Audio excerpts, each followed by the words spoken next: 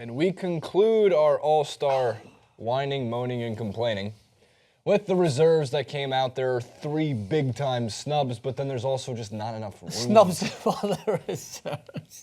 Huh? It's just funny how they're like, you're already snubbed if you're a reserve, but like, this is a snubs for the reserves. This is a snubs for the So reserves. you're snubbed being a snub. You're a snobbery snub. A snubbery snob. All right, let's get to the list. Those we're supposed to be applauding. No head coach for the Eastern Conference just yet. But maybe we'll get one. I think there's a couple players that, a couple coaches who should be, in there. I'd like to see Brad Stevens get it just because I think it would be, more fun to watch the All-Star game with his creative young mind. Kemba Walker, yes, thank God. Kemba Walker finally gets his All-Star game under his belt, but Damian Lillard doesn't. Wait, we gave Leo an Oscar for a movie that wasn't his best. Can't we give Damian Lillard an All-Star game for the All-Star game for the season that's not his best? Marc Gasol's pretty grizzly looking. Yeah, he's grizzly. Like he could take him down. Maybe if he kind of jumped on Damian Lillard and we see what happens. But yeah, that's actually a funny point, which I'm going to get to in a moment. I think we could probably go through the rest. But like, I think it's now down to the fact that regardless how good you are, you could be phenomenal. You could be one of the best, but you need to be on a team that's pushing for the playoffs and a winning. Right, and that, and then even more shocking than anything else is, where are Chris Paul's fans? Right, because there's one, right? A rhetorical question, because Kobe Bryant gets voted in the All-Star game if he can't even shoot. If he's shooting 10% from the field at any point, if he were, oh my God, they'd be like, yeah, we can't have the All-Star game without Kobe. Yeah, Chris Paul gets snubbed? Yeah. Come on, man. Chris Paul is an All-Star every year. There was a great meme, which I saw for a minute. I wish I had it for the clip itself. Team Banana Boat, only LeBron is going to the All-Star game. Yeah. Wade probably doesn't deserve to be there this season based on his actual play so far. Again, clutch player, but hasn't really been able to be Dwayne Wade of the past or even as good as he was last regular season. Does that matter, though? No, it shouldn't because it's a popularity contest, and Joel Embiid sent out a vote. Yeah. Sent out a tweet saying, for the second time this year, the popular vote. He's just.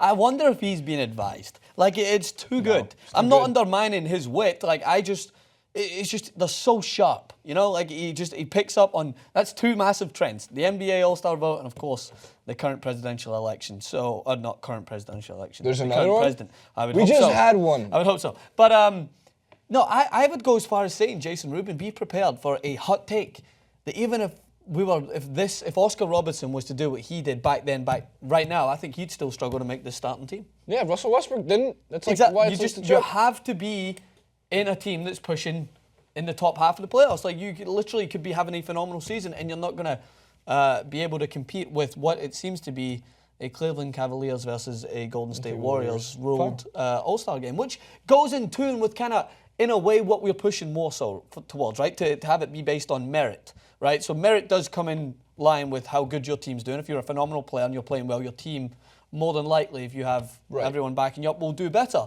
But they'll combine that with ridiculousness by allowing for, as we mentioned, fan vote, players voting for just who they like, and then it becomes a mix between a popularity contest and a vote based on merit, and that's where it's convoluted. What's funny is if people actually voted based on a team's success, the most important time to be good at basketball would be January, the 3 weeks leading up to the All-Star game. And, the 76ers are the best defensive team in January. Right, the Philadelphia 76ers. We have that graphic, too. They're number 1 in defense in January, mostly because of guys like Ilyasova and Joel Embiid. There's 6 snubs, though. Anybody else I find really hard to argue when people want to throw, we just did the clip on CJ McCollum, who's like a specialist in his shooting style. I don't think CJ McCollum deserves to be there more than Damian Lillard, so Damian Lillard was snubbed, obviously. Mike Conley, if it wasn't for the injury, should be an All-Star game. Rudy Gobert, absolutely. Part of the reason the Jazz are also one of the best defensive teams in the league. But guess what? Defense, it's like big men don't sell shoes. Defense doesn't sell All-Star votes.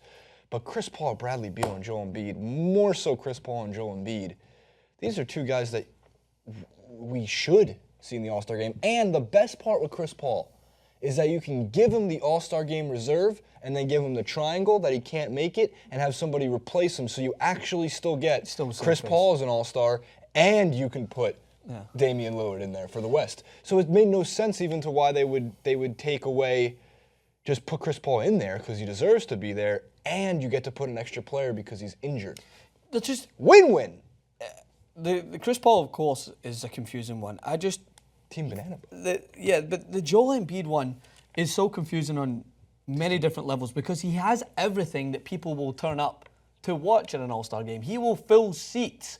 He has turned a disastrous franchise into what it looks at the moment, a good one, giving them a winning record in 2017. Is that not monumental enough to showcase that you deserve to be considered an All-Star for your current performance? Because that's what it's based on, right? This season's performance, and he's been performing so well, and he's changed that franchise around. Plus, he has got banter, right? I know I might need to translate that to some people, but he's got that extra bit of star quality, which people want to see in the All-Star game. Right. It is a spectacle to watch the best things about basketball be taken in let's be honest, a little bit more of a fun light. They're not playing all-out balls to the walls. They're enjoying themselves a little bit more. Except for Westbrook. Except for Westbrook, except for Kobe when he has a chance to block. You know Westbrook's going to be there, and he's going to be taking it so seriously, No doubt. and it's going to be great. Embiid is playing at the Rising Stars Challenge, so he'll be there.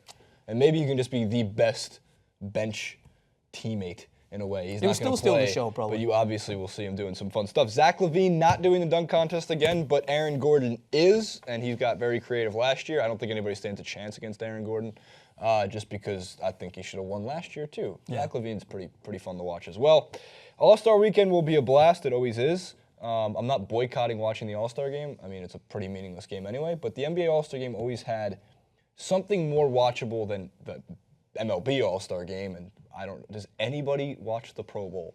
I'm being honest. Does anybody in the country watch the Pro Bowl? Not me. I don't know one person who's ever. I've never gotten a phone call being like, me. No, Dude, man. do you want to come over and watch the Pro Bowl? On Sunday at 2:30 p.m., I'm watching the fucking Pro Bowl.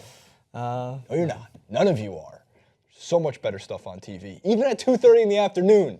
Like Battleship Potemkin. No doubt. Random ass old ass movies. Battleship Potemkin. Potemkin. It's like a 1948 movie. Ben Mank did like an intro for it recently. So interesting. On TCM. Yeah, your knowledge just far surpasses mine. You can go watch Grandpa Ben. Old. What is it on Time Warner? It's like channel 48 or something for TCM. With these nice khaki suits. Yeah, and then, buttons his blazer now because Tom Ford told him, and he goes, "Welcome to TCM. Time to talk about Battleship Potemkin." Comment below, like, favorite, subscribe to the channel. It goes a long, long way. We're going to do a 340,127 subscriber special.